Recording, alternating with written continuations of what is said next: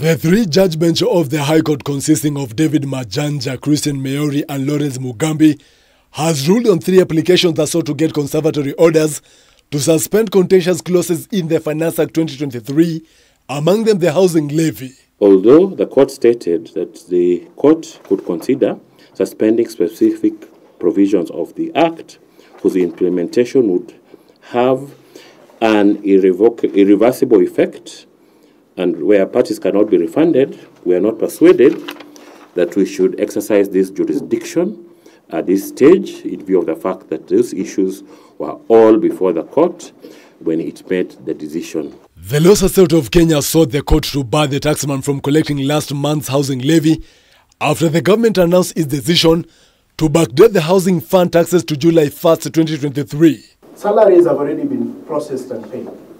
And so therefore it means that for those that have already been paid salaries, there has to be a double imposition of that charge, whereas at the time that charge arose, there was an order of the court suspending its implementation. However, the judges in a majority ruling stated that the 10 petitions will be consolidated and listened to on 13th and 14th September. The petitions are now scheduled for hearing, and it is on that basis that we decline to give any interim orders because we believe those matters of conservatory orders were resolved by the Court of Appeal.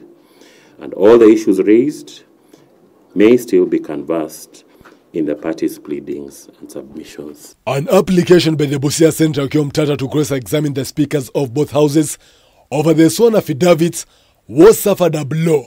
What are we dealing with? And then you retain the affidavits on record, you don't expunge them.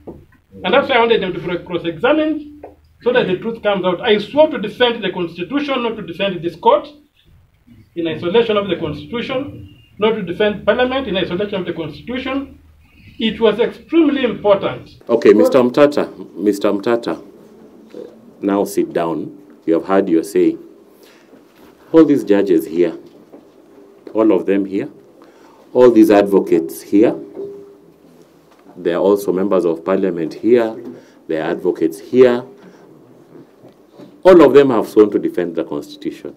And we take, each one of us, our respective oaths very seriously. The April boss Daniel Kiptoo was, however, summoned to appear before the High Court during the hearing days next month over the move to implement the 16% fuel levy in July as per the Finance Act 2023, despite a court order blocking the tax.